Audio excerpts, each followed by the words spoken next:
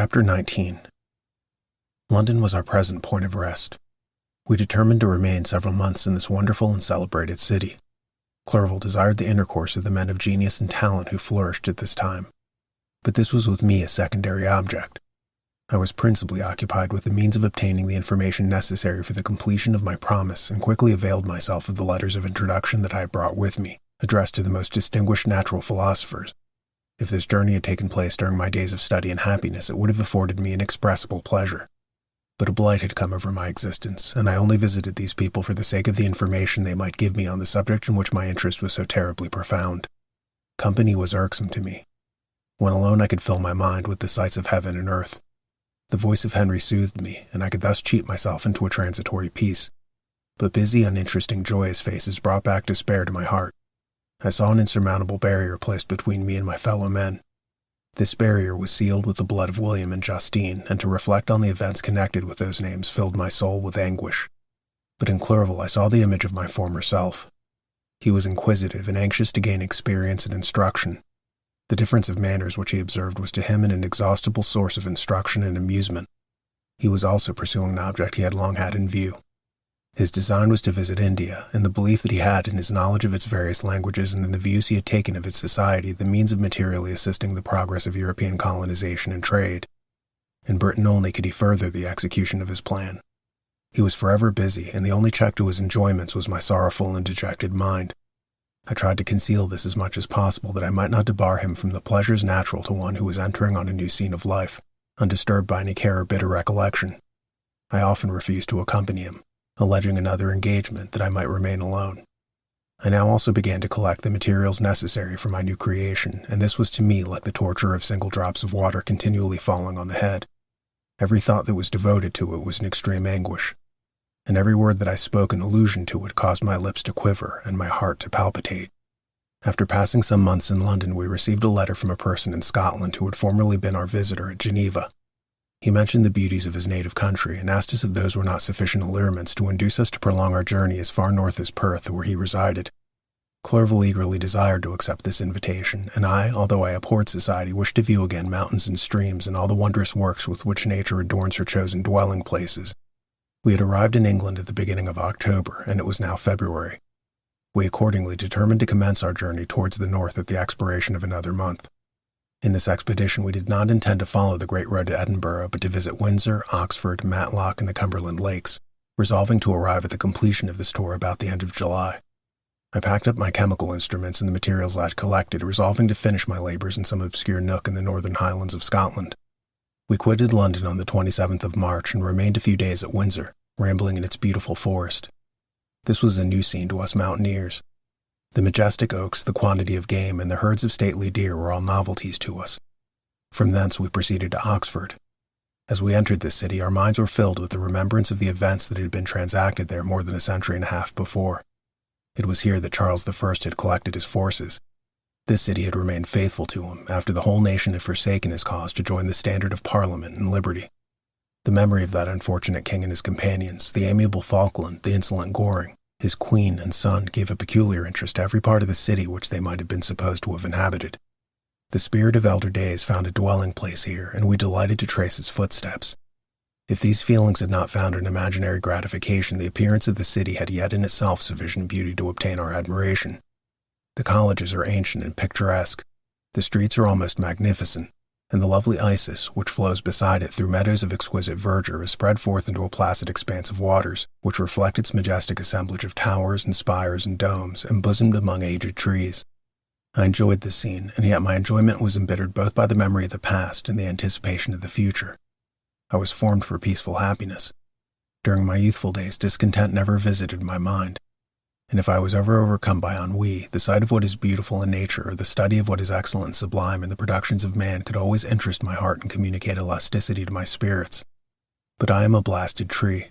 The bolt has entered my soul, and I felt then that I should survive to exhibit what I shall soon cease to be, a miserable spectacle of wrecked humanity, pitiable to others and intolerable to myself. We passed a considerable period at Oxford, rambling among its environs and endeavoring to identify every spot which might relate to the most animating epoch of English history. Our little voyages of discovery were often prolonged by the successive objects that presented themselves. We visited the tomb of the illustrious Hampden and the field on which that patriot fell. For a moment my soul was elevated from its debasing and miserable fears to contemplate the divine ideas of liberty and self-sacrifice of which these sites were the monuments and the remembrancers. For an instant I dared to shake off my chains and look around me with a free and lofty spirit. But the iron had eaten into my flesh, and I sank again, trembling and hopeless, into my miserable self. We left Oxford with regret and proceeded to Matlock, which was our next place of visit. The country in the neighborhood of this village resembled to a greater degree the scenery of Switzerland. But everything is on a lower scale, and the green hills want the crown of distant white Alps which always attend on the piney mountains of my native country. We visited the wondrous cave and the little cabinets of natural history where the curiosities are disposed in the same manner as in the collections of Cerveau and Chamonix. The latter name made me tremble when pronounced by Henry, and I hastened to quit Matlock, with which that terrible scene was thus associated. From Derby, still journeying northwards, we passed 2 months in Cumberland and Westmoreland. I could now almost fancy myself among the Swiss mountains. The little patches of snow which yet lingered on the northern sides of the mountains, the lakes and the dashing of the rocky streams were familiar and dear sights to me. Here also we made some acquaintances who almost contrived to cheat me into happiness. The delight of Clerval was proportionably greater than mine. His mind expanded in the company of men of talent, and he found in his own nature greater capacities and resources than he could have imagined himself to have possessed while he associated with his inferiors. I could pass my life here, said he to me, and among these mountains I should scarcely regret Switzerland and the Rhine. But he found that a traveler's life is one that includes much pain amidst its enjoyments. His feelings are forever on the stretch, and when he begins to sink into repose, he finds himself obliged to quit that on which he rests in pleasure for something new, which again engages his attention, and which also he forsakes for other novelties. We scarcely visited the various lakes of Cumberland and Westmoreland and conceived an affection for some of the inhabitants when the period of our appointment with our Scotch friend approached, and we left them to travel on. For my own part, I was not sorry. I had now neglected my promise for some time, and I feared the effects of the demon's disappointment. He might remain in Switzerland and wreak his revenge on my relatives. This idea pursued me and tormented me at every moment from which I might otherwise have snatched repose and peace. I waited for my letters with feverish impatience. If they were delayed, I was miserable and overcome by 1,000 fears. And when they arrived and I saw the superscription of Elizabeth or my father, I hardly dared to read and ascertain my fate. Sometimes I thought that the fiend followed me and might expedite my remissness by murdering my companion. When these thoughts possessed me, I would not quit Henry for a moment, but followed him as his shadow to protect him from the fancied rage of his destroyer. I felt as if I had committed some great crime, the consciousness of which haunted me. I was guiltless, but I had indeed drawn down a horrible curse upon my head, as mortal as that of crime. I visited Edinburgh with languid eyes and mind, and yet that city might have interested the most unfortunate being. Clerval did not like it so well as Oxford, for the antiquity of the latter city was more pleasing to him. But the beauty and regularity of the new town of Edinburgh, its romantic castle and its environs, the most delightful in the world, Arthur's Seat, St. Bernard's Well, and the Pentland Hills, compensated him for the change and filled him with cheerfulness and admiration. But I was impatient to arrive at the termination of my journey. We left Edinburgh in a week, passing through Cooper, St. Andrews, and along the banks of the Tay to Perth, where our friend expected us. But I was in no mood to laugh and talk with strangers or enter into their feelings or plans with the good humor expected from a guest, and accordingly I told Clerval that I wished to make the tour of Scotland alone. "Do you," said I, "enjoy yourself, and let this be our rendezvous. I may be absent a month or two, but do not interfere with my motions, I entreat you. Leave me to peace and solitude for a short time, and when I return I hope it will be with a lighter heart more congenial to your own temper." Henry wished to dissuade me, but seeing me bent on this plan, ceased to remonstrate. He entreated me to write often. "I'd rather be with you," he said, "in your solitary rambles than with these Scotch people, whom I do not know.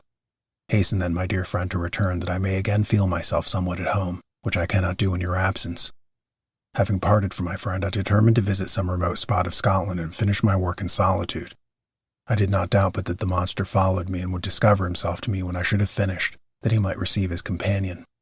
With this resolution I traversed the northern highlands and fixed on one of the remotest of the Orkneys as the scene of my labors. It was a place fitted for such work, being hardly more than a rock whose high sides were continually beaten upon by the waves. The soil was barren, scarcely affording pasture for a few miserable cows and oatmeal for its inhabitants, which consisted of 5 persons, whose gaunt and scraggy limbs gave tokens of their miserable fare. Vegetables and bread, when they indulged in such luxuries, and even fresh water was to be procured from the mainland, which was about 5 miles distant. On the whole island there were but 3 miserable huts, and one of these was vacant when I arrived. This I hired. It contained but 2 rooms, and these exhibited all the squalidness of the most miserable penury. The thatch had fallen in, the walls were unplastered, and the door was off its hinges. I ordered it to be repaired, bought some furniture, and took possession, an incident which would doubtless have occasioned some surprise had not all the senses of the cottagers been benumbed by want and squalid poverty. As it was, I lived ungazed at and unmolested, hardly thanked for the pittance of food and clothes which I gave. So much does suffering blunt even the coarsest sensations of man. In this retreat I devoted the morning to labor, but in the evening, when the weather permitted, I walked on the stony beach of the sea to listen to the waves as they roared and dashed at my feet. It was a monotonous yet ever-changing scene. I thought of Switzerland. It was far different from this desolate and appalling landscape. Its hills are covered with vines, and its cottages are scattered thickly in the plains. Its fair lakes reflect a blue and gentle sky, and when troubled by the winds, their tumult is but as the play of a lively infant when compared to the roarings of the giant ocean. In this manner I distributed my occupations when I first arrived, but as I proceeded in my labor it became every day more horrible and irksome to me. Sometimes I could not prevail on myself to enter my laboratory for several days, and at other times I toiled day and night in order to complete my work.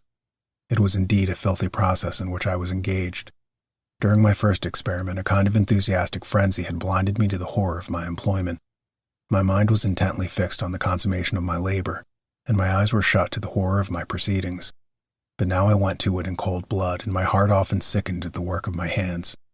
Thus situated, employed in the most detestable occupation, immersed in a solitude where nothing could for an instant call my attention from the actual scene in which I was engaged, my spirits became unequal.